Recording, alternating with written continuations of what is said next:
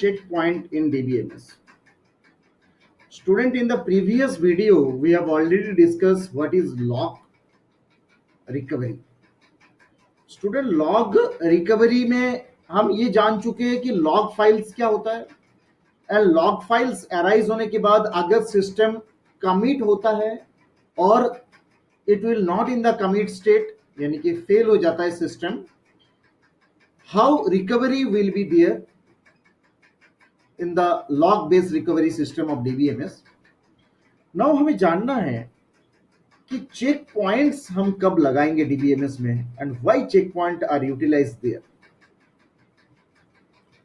Student, सबसे पहले जान लेते हैं what is check point. The check point is defined as the point of synchronization between the database and the transaction log file. इसलिए इसका नाम सिंक पॉइंट भी कहते हैं स्टूडेंट्स. यानी कि एक ऐसा सिंक्रोनाइजेशन है चेक पॉइंट जो डेटाबेस के साथ ट्रांजैक्शन लॉग फाइल का सिंक्रोनाइजेशन रखते हैं. यानी कि एक synchronization it will create there between the database and the transaction log file. Student, में एक छोटी सी प्रीव्यू में मैं आपको समझा रहा हूं.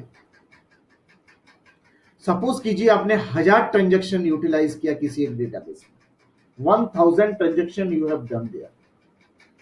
एंड नाउ फ्रॉम 1000 ट्रांजैक्शन हमने 900 ट्रांजैक्शन तक कमिट स्टेटमेंट लगा चुके हैं. 900 ट्रांजैक्शन तक we have already written the commit statement there.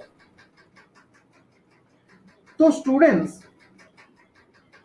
अगर मैं लॉग बेस रिकवरी का यूटिलाइज करता हूं विदाउट चेक पॉइंट लगा के, तो स्टूडेंट्स हमें from the starting point to the ending point we will check every transaction there. यानी कि 1000 ट्रांजेक्शन को हमें कंप्लीटली चेक करना पड़ता one by one.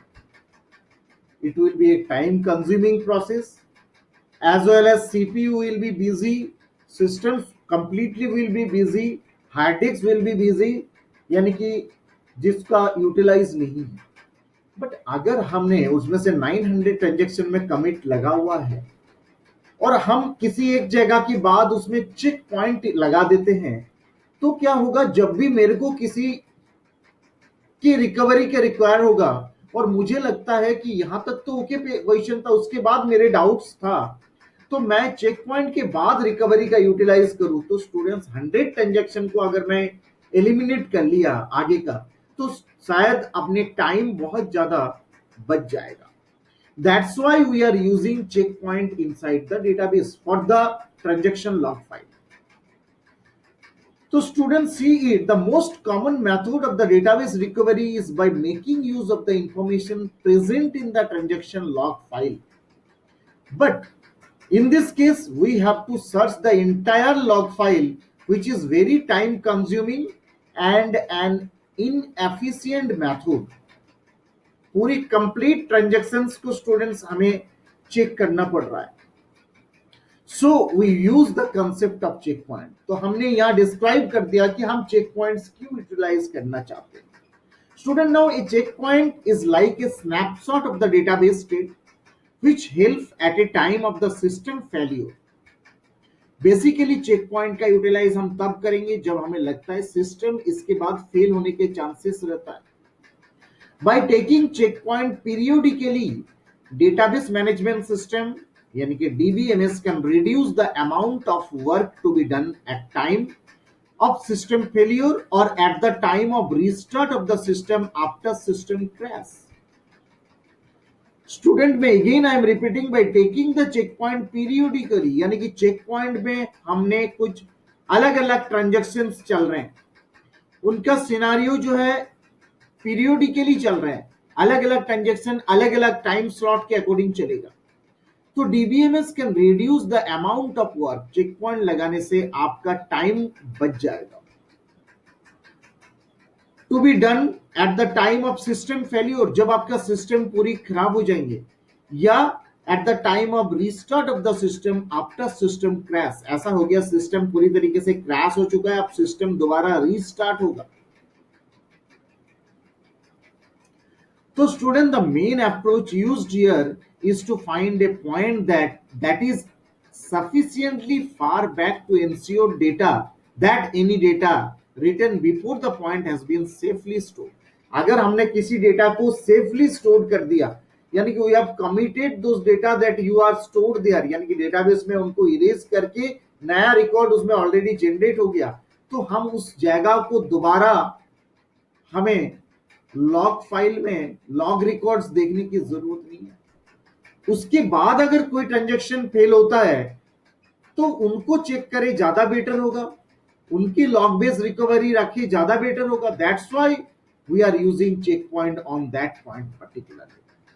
Keeping and maintaining logs in real time and in real environment may fill out all the memory space available in the system. As the time passes, the log file may grow too big to be handled to at all. क्योंकि जितनी समय निकलते जाएगा student, log file भी आपका बहुत ज्यादा होगा। सेम तरीके से जैसे प्रीवियसली मैंने आपको थोड़ा एक्सप्लेन भी किया था कि जैसे वेब ब्राउजर के अंदर आपने बहुत सारा, you have scene different websites, तो क्या होता है, हिस्ट्री भर जाती है। तो कई बार इसलिए ब्राउजिंग पेज आपका क्या होता है कि हैंग आउट होने लग जाता है। आप ब्राउजिंग, मान लीजिए आप गूगल क्रोम में काम कर रहे हैं और आपने several web browsing pages you have seen there, तो आपका क्या होता है, कई बार बिजी हो जाता है, इसलिए क्रोम लोड होने में टाइम लगता है। तो हमें उसकी हिस्ट्री में से उसको डिलीट कर देना चाहिए। Student, by the same way we are describing here, and as the time passes the log file may grow too big to be handled at all, and checkpoint is a mechanism where all the previous logs are removed from the system. जो भी पहले का log है वो system में से हट जाएगा, because they have stored permanently, and checkpoint declares a point before which DBMS was in consistent state and all the transactions were committed there. Now student, we are mentioning some points to be noted for the checkpoint purpose here. The checkpoint is a type of mechanism where all the previous logs are removed from the system and permanently stored in the storage disk. I have explained now whatever this thing. And the checkpoint like a bookmark. It's an important point. Checkpoint वो point होता है, basically it's a bookmark. While the execution of the transaction, such checkpoints are marked, and the transaction is executed when that then using the steps of the transaction the log files will be created. Check point लगाने के बाद धीरे धीरे transaction execute करेगा, चाहे वो पुराना में जाए, चाहे बाद में जाए, चाहे रीडो करे, चाहे अंडू करे, whatever procedure will be happened there. But हमें चेक पॉइंट लगाने से पहली वाली रिकॉर्ड पे हम कोई डिस्कशन नहीं करेंगे। पहली वाली ट्रांजेक्शंस में we will not discuss anything. We will discuss after the checkpoint happened the transactions. When it reaches to the checkpoint, then the transaction will be updated into the database, and till that point, the entire log file will be removed from the file. And then the log file is updated with the new step transaction till next checkpoint and so on. Another important point you will have to note down students, that the checkpoint is used to declare a point before which the DBMS was in the consistent state. Checkpoint होने से पहले जो भी point था सब data consistent state में था, and all the transactions were really committed there. Right? Now students, we have given a diagram here कि रिकवरी जब चेक पॉइंट लगाएंगे तो उसके बाद रिकवरी स्टेज कैसे होगा, ये एक बहुत इंपॉर्टेंट है। तो देखिए हमने स्टूडेंट्स यहां एक डायग्राम बनाए, and we have explain through this diagram here. See the diagram that student, इस डायग्राम में मैंने आपको समझाया दैट रिकवरी कैसे होगा। चेक पॉइंट यहां पे लगाए, देखिए students, this is the check point. One transaction is going through inside this checkpoint also. T1 already चल रहा है जिसमें चेक पॉइंट लगा हुआ है, प्रीवियसली कुछ ऑपरेशन चल रहा था एंड चेक पॉइंट लगा दिया। But T2 after check point, T3 is after check point, T4 is after check point. This one is the check point. Right. तो स्टूडेंट इस डायग्राम को ये देखिए, अगर इस डायग्राम को ध्यान से देखेंगे तो इसमें T2 and T3 both after check point T1 is during the previous operation is also performing, उसके साथ साथ चेक पॉइंट लग गया यानी कंटिन्यूइंग ऑपरेशन है। और फेलियर एक नया ऑपरेशन हुआ है यहाँ पे, जो कि T2 T3 हो जाने के बाद T4 में एक प्रॉब्लम हुआ है, जो कि सिस्टम क्रैश या whatever the probability will be there. So I am discussing one by one topic here, points here. See the points I have wrote down also.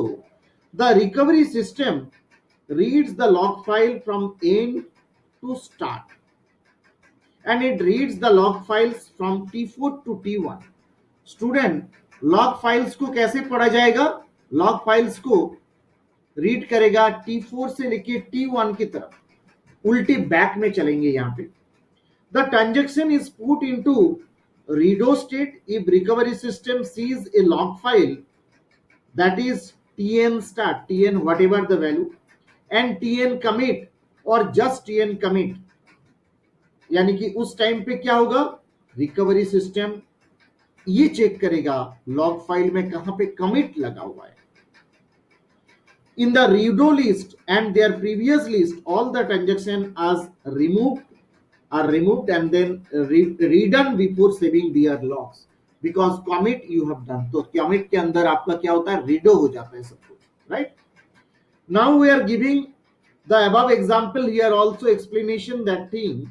For example, in the log file transaction T2 and T3 will have tn state, T2 and T3 ये तो completely over भी हुआ है, and tn commit यानी कि complete हो गया, commit लग चुका है।